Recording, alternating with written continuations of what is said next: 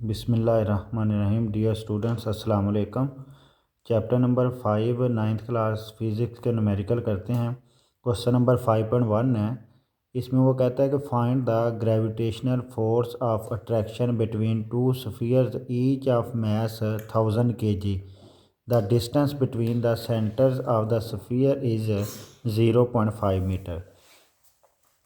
हमने दो मैस है, उसमें क्या है कि दोनों मैस जो है वो सेम है, यानी मैस 1 भी स्फीयर का 1000 kg है और मैस 2 भी जो है वो 1000 kg है। दोनों हमारे पास सेम है।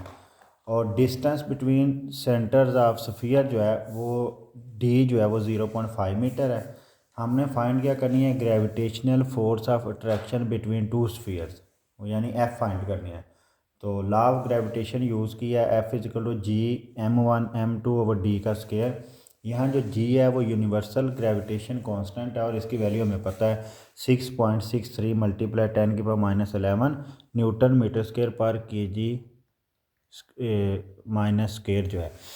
और उसके बाद वैल्यूज़ आपने पुट की। वैल्यूज़ पुट करने के बाद हमने पावर को सेपरेट सॉल्व कर दिया। 1000 को भी 10⁻3 लिख दिया। कैलकुलेटर के ऊपर आप डायरेक्ट ये करेंगे, इन वैल्यूज़ को लिखेंगे, डिवाइड ये करेंगे, स्क्वायर लिखेंगे, डायरेक्ट आंसर आ जाएगा। लेकिन आपको बोर्ड में मार्क्स नहीं वो मिलेंगे। आप लोगों ने अगर मार्क्स लेने, क्योंकि 5 मार्क्स का न्यूमेरिकल होता है, अगर आपने मार्क्स लेने हैं तो आपको फुल मेथड जो है वो उसको सिंप्लीफाई करना होगा।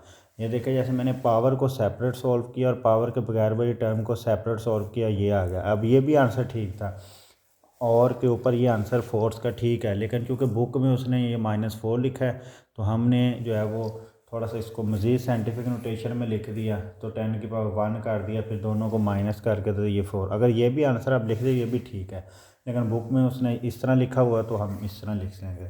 तो ये आपका न्यूमेरिकल कंप्लीट हो गया।